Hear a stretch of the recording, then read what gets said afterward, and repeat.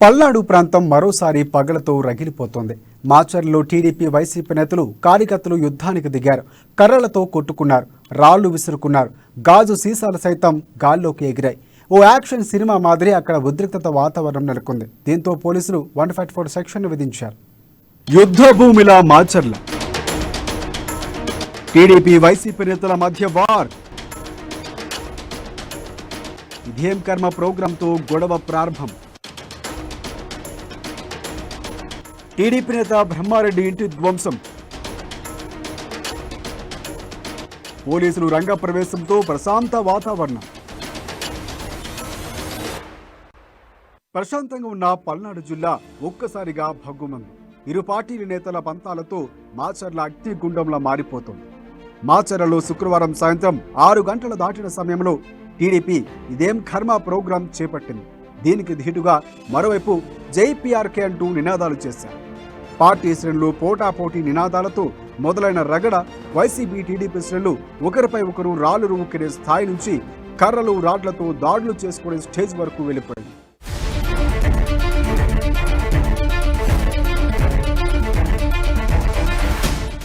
TDP నేత జూలకంటి బ్రహ్మారెడ్డి అనుచరులపై కొంతమంది దాడి చేశారు. ఆయన అపార్ట్మెంట్లోని 8 కార్లను ధ్వంసం చేశారు.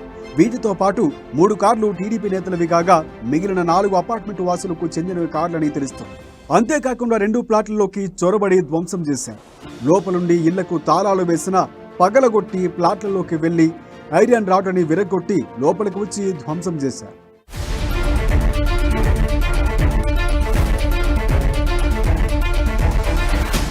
ఇరు పార్టీల దాడులతో మాచర్లలో ఉద్రిక్తత పరిస్థితి నెలకొంది. ప్రోగ్రాం నిలిపివేసిన పోలీసులు వెంటనే టీడీపీ ఇన్ఛార్జ్ బ్రహ్మారెడ్డిని అదుపులోకి తీసుకుని గుంటూరుకు తరలించారు. దాడులతో ఆగకుండా పరిస్థితి దమనకాండ వరకు వెళ్లింది. బ్రహ్మారెడ్డి ఇంటితో పాటు మరో టీడీపీ కార్యకర్త ఇంటిని ధ్వంసం చేశారు దుండగులు. వాహనాలు ధ్వంసం చేసి నిప్పు పెట్టారు. సమయం రాత్రి 11 గంటలైనా పరిస్థితి అదుపులోకి రాకపోవడంతో పోలీసులు భారీగా మోహరించారు. ఎక్కడికెక్కడ దాడులకు పాల్పడే వారిని చెదరగొట్టారు. పరిస్థితిని సద్దుమణిచారు.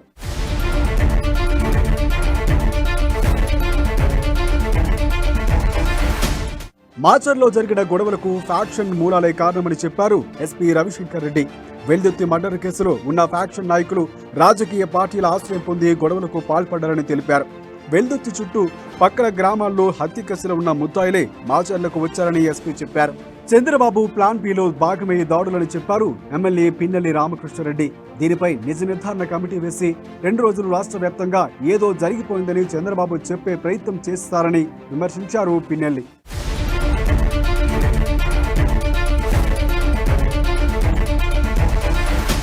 మరోవైపు వైసీపీ ఉద్దేశపూర్వకంగానే దాడికి పాల్పడిందని చెప్పారు టీడీపీ నేత బ్రహ్మారెడ్డి. ముందస్తుగా సమాచారం ఇచ్చిన దాడులు అడ్డుకోవడంలో పోలీసులు విఫలమయ్యారని విమర్శించారు. ఈ దాడి ఘటనపై చంద్రబాబు, లోకేష్, అచ్చెన్నాయుడు సీరియస్ అయ్యారు. పోలీసుల సహకారంతోనే వైసీపీ మోకలు రెచ్చిపోయారంటూ విమర్శించారు.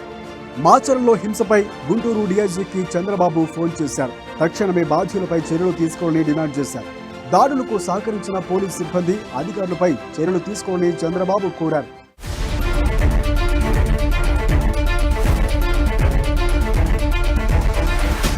ఇప్పటికే 144 సెక్షన్ విధించిన పోలీసులు నేతలను గృహ నిర్బంధంలో ఉంచారు. మరోవైపు గుంటూరు జిల్లా వ్యాప్తంగా టీడీపీ నేతలు హౌస్ అరెస్టులు చేస్తున్నారు పోలీసులు. ప్రస్తుతం మాచర్లోని పరిస్థితి పూర్తిగా అదుపులోనే ఉండగా డేగకండుతో పోలీసులు పహారా కాస్తున్నారు.